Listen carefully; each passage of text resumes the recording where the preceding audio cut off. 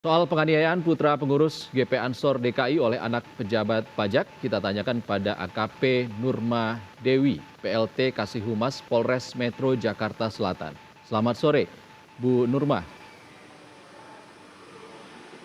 Halo, Bu Nurma, selamat sore. jadi korban yang Selamat sore, Mas. dianiaya diduga masih di bawah umur, masih anak-anak. Bagaimana ancaman pidana pada tersangka? Jadi untuk ancaman pidana yang kita terapkan adalah Undang-Undang Perlindungan Anak dengan pasal 76C, kemudian juga di pasal 80 ayat 2 ya, Undang-Undang Perlindungan Anak dengan ancaman 5 tahun penjara. Bu Nurma, motifnya apa Bu yang diketahui polisi sejauh ini? Jadi setelah kita memeriksa saksi-saksi, kemudian juga kita sudah meminta keterangan bahwa motifnya adalah permasalahan yang selisih paham antara teman dan teman dekat gitu. Jadi antara dua belah pihak berselisih paham. Kemudian terjadilah penganiayaan yang mengakibatkan korban sekarang masih di rumah sakit. Ada selisih paham antara tersangka dan korban.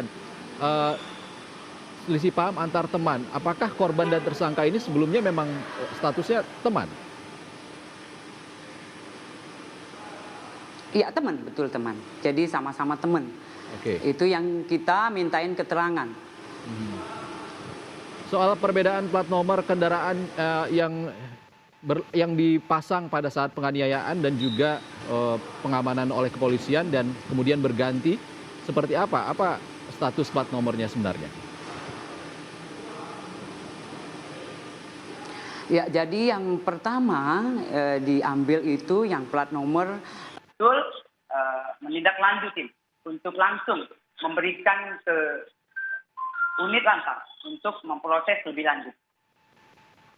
Bu Nurma, tadi pertanyaan saya soal status dari tersangka yang diduga adalah anak dari pejabat Kementerian Keuangan.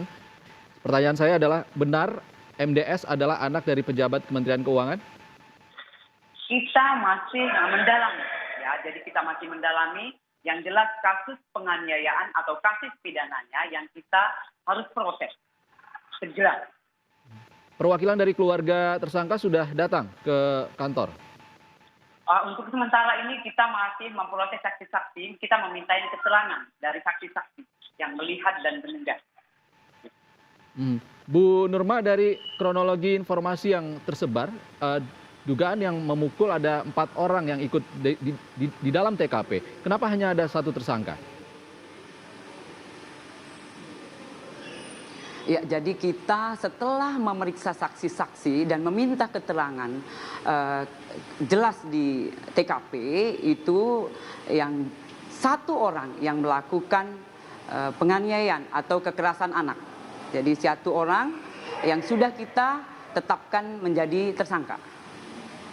Untuk yang 3 saksi lain saat ini statusnya seperti apa, Bu? Jadi masih saksi. Jadi mereka kemarin ya 3 orang sudah kita minta.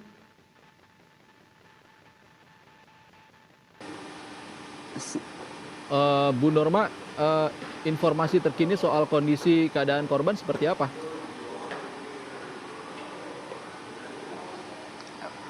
Untuk sekarang kondisi masih dirawat di rumah sakit Medika. Iya, di rumah sakit. Masih dirawat, Mas. Jadi untuk sementara ini masih pemulihan. Bu Norma, tadi ada jawabannya yang kurang jelas. Ingin saya tanyakan lagi, orang tua pelaku apakah sudah berkunjung ataupun melakukan kunjungan ke kantor polisi, dan juga orang tua korban apakah sudah dipertemukan untuk melakukan mediasi? Ya, jadi untuk sementara ini kita masih fokus di dalam pemeriksaan saksi-saksi. Ya, jadi yang ada 4 orang, kemudian juga kita memintain keterangan jelas kejadian yang melihat dan mendengar. Gitu, Mas. Oke, Bu Norma, sebelumnya status dari 3 orang selain dari tersangka ini apa, Bu? Apa hubungannya dengan korban? Jadi teman, jadi semuanya teman ya, jadi mereka adalah teman. Oke. Bagaimana Mereka saling kenal. 4 orang yang ada saat itu di TKP selain korban adalah teman dari korban. Kira-kira apa alasan penganiayaan ini sebenarnya?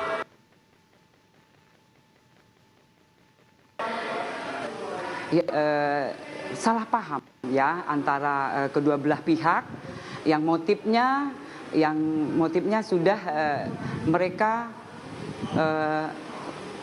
komunikasikan. Namun demikian jadi salah paham. Nah, itulah terjadinya adanya penganiayaan. Gitu, Mas. Jadi Baik, itu terima kasih. Baik, terima kasih. Nanti kami Waktu akan itu, akan tanyakan lagi bagaimana update dari penyelidikan dari pihak kepolisian terkait dengan kasus ini. Terima kasih AKP Nurma Dewi, PLT Kasih Humas Polres Metro Jakarta Selatan sudah berbagi di Kompas Petang.